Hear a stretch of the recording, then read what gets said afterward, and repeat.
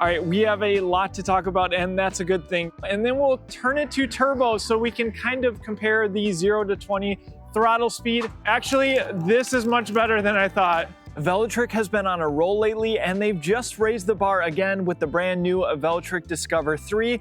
And with this iteration, it's all about comfort. We're talking a new saddle, an air suspension front fork, and my favorite, a suspension seat post. There's also some cool new tech, like this bike now has Android FindHub, a first for any e-bike, and this cool NFC key. And they've even fixed some of the complaints that I had on the previous generation. And new features are great and all, but normally you have to pay for them. Not so with the Discover 3, the price is staying the same. In this review, I'll show you even some of the small details that make this bike great. Then we'll test out the 1100 watt peak motor in our first person riding footage. And finally, I'll wrap things up with the pros and cons. But first, let's take a closer look.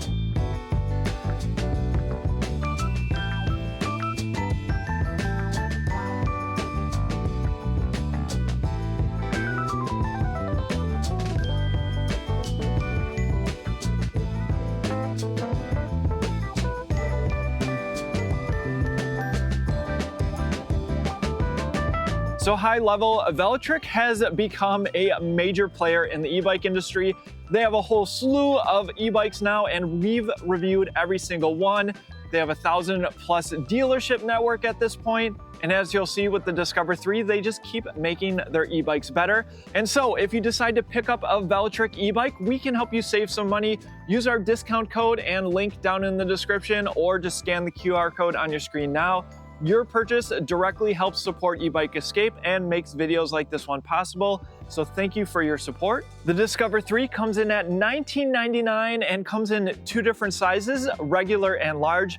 Be aware though that suspension seat post adds about 4 inches of height, so keep that in mind if you're on the shorter end. The Discover 3 comes in only a step through by design, and it's about 17 or 18 inches at its lowest point, so it's easy to get your leg over.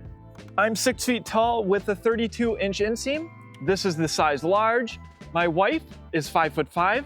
She can also fit on this bike. Total payload capacity is 440 pounds. Stated weight is 61 pounds. On our scale, the bike weighs in at just over 55 pounds with the battery removed. And with the battery installed, it's 66 pounds. Velotric loves to offer their bikes in a wide variety of colors. This is the emerald green, but you can also get it in stone gray, cherry crimson, mint, and Le Mans blue. And something Velotric really prioritizes is ingress protection for water. It started raining before I was filming, and I just decided to leave the bike out because the frame is IPX6 rated, and this battery here is IPX7. So if you wanted to, you could technically dunk the battery, dry it off, and it will work just fine. The tires come from Kenda, 27.5 by 2.4 inches wide, now with a mixed terrain tread. You get metal fenders front and rear. The front wheel attaches with a through axle. You get Tektro hydraulic disc brakes paired with 180mm rotors. And one of the major upgrades is the air suspension fork. That's going to go in right here. Simply unscrew the cap. And with an air suspension fork, you can adjust it to your rider weight. You will want to make sure you use a shock pump though. I'll link one down in the description. And then reference the tag on the fork for the air pressure. There's also a lockout on the right side. This is what you can expect. There's 4 mounting points for Velotric's front rack, improved cable management into the head tube. We've got matching Tektro hydraulic disc brake levers with motor cutoffs, ergonomic locking rubber grips, a left-hand thumb throttle, included bell, Shimano's 8-speed trigger shifter. There's a new light that's 500 lumens. It runs off the main battery. The rear lights are the same, turn signals and brake actuated lights. There is a USB-C port located beneath the controls. Moving on to the controls and displays, 7 buttons over here on the left, power button on top. There's battery capacity in the top left-hand corner, time in the top right, the current class you're in on the left side. I'll show you how to change it in a second. Speed front and center, whether you're using the torque or the cadence sensor, and then pedal assist levels. That can be adjusted with the up and down buttons. Eco, Tour, Trail, Sport, and Boost. You can turn the lights on by holding pedal assist up, indicator on the top of the screen. You can engage walk mode by holding pedal assist down. On the bottom, we have trip distance and trip time. You can get additional information by hitting the M button here. Estimated range, which yes, does change depending on your pedal assist level. Average speed, over to motor temp and controller temp. CO2 saved and max speed, odometer and total time, cadence and calories, and then a breakdown between rider and bike power, and finally heart rate and average heart rate. To quick swap the classification, that's going to be the bottom button here. So you can have class 1, top speed of 20 miles per hour while you're pedaling. Class 2 is going to still be a top speed of 20 miles per hour, though it enables the throttle. And then class 3 up to 28 miles per hour, and then the throttle is disabled. Then you have your turn signals left and right. And yes, it does beep to tell you that they're on. Hit it again to turn it off. I'll talk about it in the first-person riding footage, but you can also quick swap between the torque and the cadence sensor. To get into the advanced settings though, hold the M button. So we have speed limit, heart rate, you can connect it to a Bluetooth device, experience for riding and throttle, whether you want a smooth experience or perhaps turbo. And same with the throttle, really like the accessibility that this allows, so you can set throttle to slow, normal, or quick. Sensor swap, switch between the torque or the cadence sensor. Clear trip data. Then of course we have NFC card. We'll turn that on and we'll bind this card. Card detected. So now if I were to turn off the bike and turn it back on, it's going to want my NFC card in order to unlock. There we go. There's screen brightness. We'll leave it on auto. And then you have ride tuning. This is new. So for each pedal assist level, Eco through Boost, you can set the max torque, assistance, and assisted start. There's rear light mode. This allows you to customize what the rear lights do when they're on or while you're braking. There's auto light, auto power off, throttle limited. I'll walk through that in the first-person riding footage. There's time setting. Next, we have cruise control. You can turn it on or off. You can turn the turn signal click on or off. There's connect to app, which I'll show you in a second. And then find my, sensor calibration, and finally version info. So next I'm going to connect my bike to my phone, see if there are any updates and show you what the experience is like. So we'll select add new bike, select the Discover 3, and we'll simply scan the QR code. I'll call it the Ebike Escape D3. Now in here, you have a lot of the same settings within the display, but this bike can also be updated over time. Velotric can make it better. So it's always a good idea to check it from time to time and make sure you don't have any firmware updates. And it looks like I do, so I will update this before our first-person riding footage. So we have the riding mode, speed limit. You can enable custom mode. This unlocks the full motor power output, removing limitations for both throttle and pedaling. This is their disclaimer. You have the riding experience, throttle sync, of course the ride tuning. But what's really cool is you can track your rides over time. So if I hit start riding, it's going to bring up maps and it gives you a nice display of your current speed as well. And then once you have done a bunch of rides, you can go to My Rides and you can see how much you're riding over days, weeks, months, and the year. Let's go ahead and get this bike updated. And that's it for the display and controls. Velotric really prioritizes comfort as it relates to the riding position, so you can customize it with this adjustable stem. You also get nice swept back handlebars. The battery is still top load. Keyhole on the right. Turning the keys to the right will release the battery. The battery got a slight bump to 48 volt, 15.2 amp hours. It's still certified to UL 2271. The entire bike's electronics are certified to UL 2849. And if you're traveling with your e-bike, I always recommend a battery bag like the one we sell at shop.ebikeescape.com. This one is a roll top bag. It's flame resistant and waterproof, and you get a nice grab handle. You can check this out at shop.ebikeescape.com. The battery can be charged off the bike with the port right here, or while it's in the bike by lifting this cover. To put the battery back in, terminals first. Note the tab here. Simply align that up and snap into place. The battery is charged with this 3 amp charger, so about 5 hours to charge it up from empty. They even give you a nice wall mount. Also included, safety stickers, a manual, and tools for assembly. We'll see how this new seat feels in the upcoming first-person riding footage, but it feels soft. And then yes, that suspension seat post, it's the same one that's on the Nomad, so I know it's going to add a ton of comfort. Note that this can also be adjusted to your weight via the preload adjustment at the bottom. You get plastic pedals, a large sturdy kickstand, and a rear rack with pannier hangers. Max load is 66 pounds, and it's a MIC HD rack. What does that mean? Well, it's compatible with any MIC accessory. This is just one of many that we sell. This is our Dairyman basket, but if you prefer a bag that has a zippered closure, fold down panniers, check them out at shop.ebikeescape.com. But any MIC accessory is going to attach the same way. Simply slide it in place and snap down. And then they also come with a little key when you need to remove them. So it adds a little layer of security. The motor power is still the same, 750 watts with 1100 watts of peak power, 75 Newton meters of torque. Of course, engaged with the Cadence or torque sensor, your choice. But Velotric says it's now quieter and performs better on hills. We'll see. The derailleur got a step up. Now Shimano Acera, again, 8 speeds, 11 to 40 teeth in the rear, and up front a 46 tooth narrow wide chainring. And on the seat tube, you have 2 mounting points for a bottle cage like this one. This is the one we sell because it's fully adjustable for large water bottles like this one. And you simply turn it and your water bottle is secure.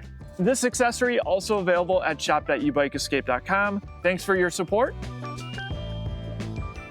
All right, we have a lot to talk about, and that's a good thing because there's just so much functionality in this bike, but don't let the settings overwhelm you. You can either leave them alone, or if you want to play with them and then get it set up how you want to and then never touch them again, up to you. Now, I have been playing around with some of the settings. The first test I want to do is throttle alone, and I have it set to slow, and then we'll turn it to turbo so we can kind of compare the 0 to 20 throttle speed.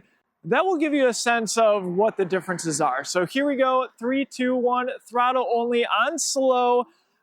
A little bit more of a gentle takeoff, 8. I know this motor has more power.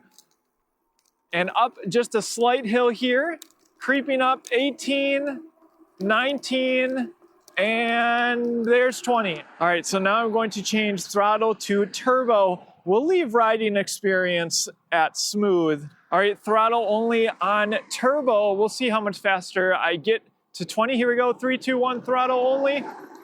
Immediate takeoff, and I can already tell 16, 18, and there's 20 up the slight hill.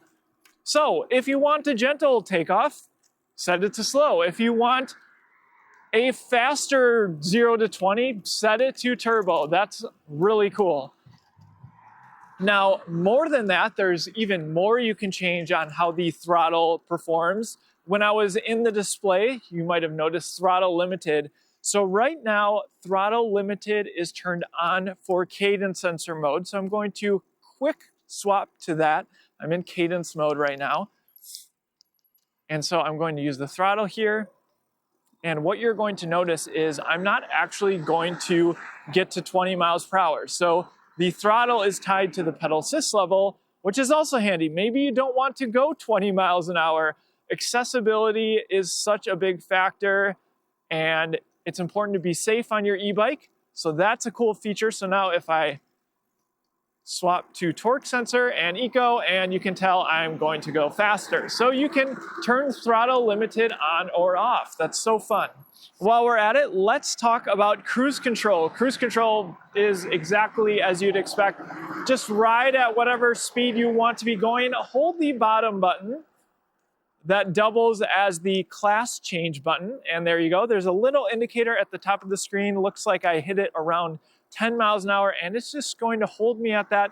I can pedal alongside it, but the motor isn't going to assist me past that 10 miles an hour. I'm only going faster because I'm pedaling faster. So that's cruise control, also kind of a nice feature to have. Another thing that I think is really cool that they did is they make it easy so you know exactly what class you're in, either class 1, 2, or 3. And that is the legal definition of an e-bike, those settings, which means in class 3, technically you have no throttle. However, you can change it to custom. And so what I would personally do is I would allow pedaling up to 28, being a class 3 electric bike, but then I would still allow the throttle up to 20. It's kind of a weird thing with the classifications, but also if you happen to live somewhere where you're going to go off-roading, yes, the throttle will take you up to 28 miles per hour. Of course, you have to agree to their terms. There's 25, and it looks like that's going to be it. So while not necessarily something I'd recommend, just know that you have full control over your electric bike. Now, let's go through the various pedal assist levels, talk about cadence versus torque sensor.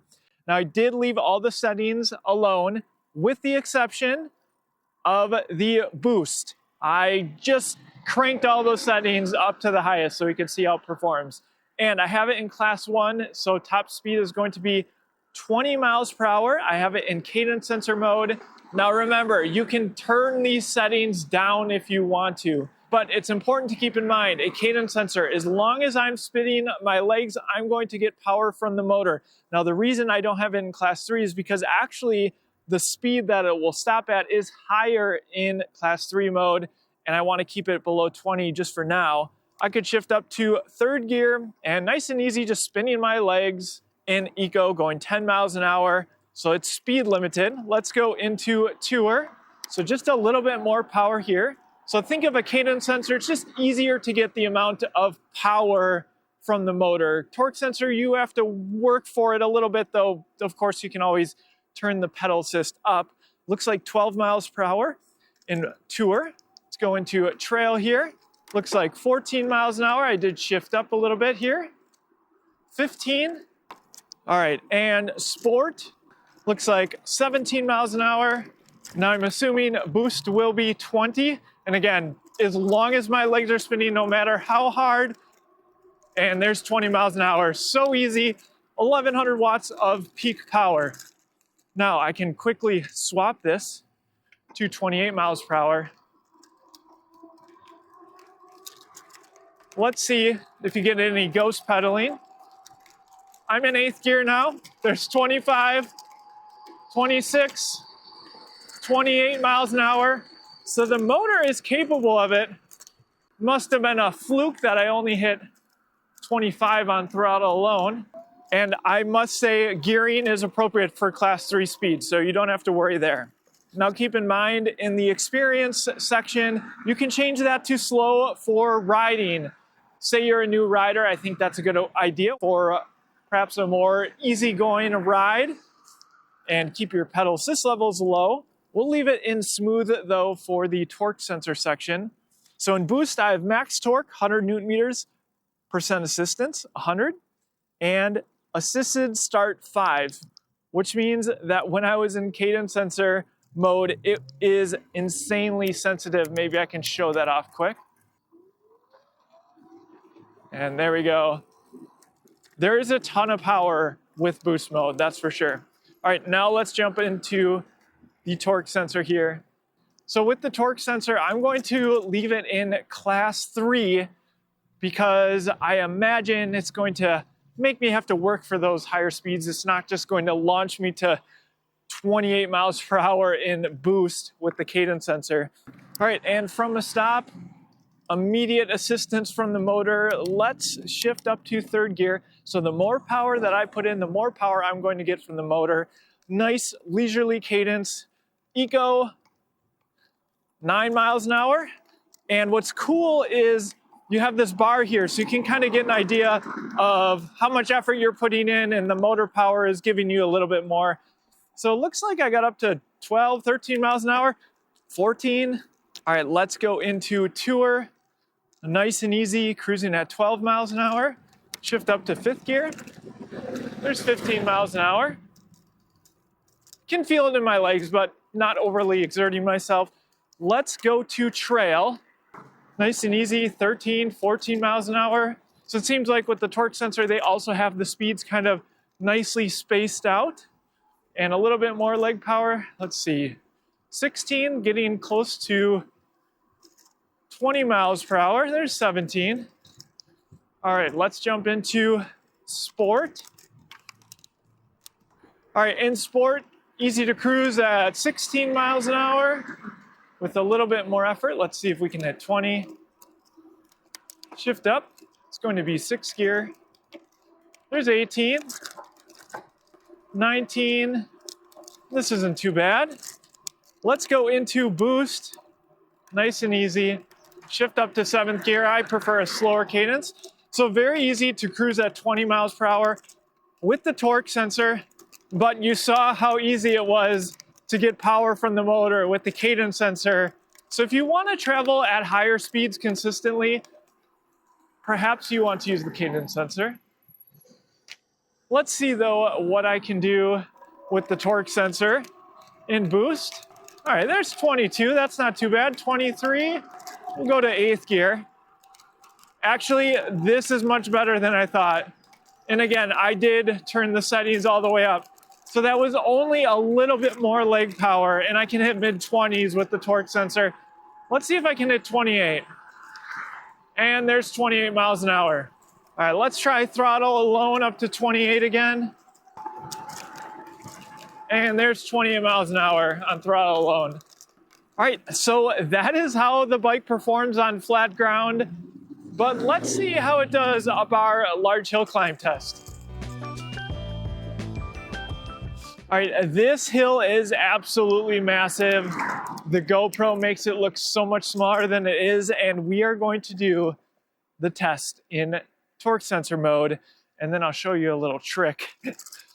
Shift all the way down here. All right, and in Eco, not surprisingly, I had to put in a lot of effort. And let's go up here to tour. Not so much relief there. Trail, okay, now I can feel a little bit more, but my legs would still be burning at the top. Let's go into sport and boost. All right, so boost, I felt significant relief, and I could do this still putting in a decent amount of effort, and I could maybe shift up to 2nd gear. So if you wanted to get a little bit more exercise, you could go that route and use the torque sensor in boost. But if you just want to fly up the hill, you can just sensor swap, hold that M button, and there's cadence sensor mode. And I could shift down if I wanted to. But all I need to do is be able to spin my legs, and I'm going to get a ton of power from the motor, and no problem with this motor getting us to the top. All right, next, let's go up on throttle alone. I do technically have it overridden, so we'll see what the minimum speed is. 18 miles an hour, 14. Remember, it was around 8-ish while pedaling. There's 11, 10, 9, 8, 7. And that motor is working really hard, but it is still capable. And of course, pedaling only going to make it easier. We are at 72% battery. All right, let's briefly talk about ergonomics. First off, the swept back handlebars, adjustable stem, it's a very upright riding position. That's not necessarily new, but if you've ridden a previous generation Discover, you will certainly appreciate the suspension Seatpost. It makes a huge difference.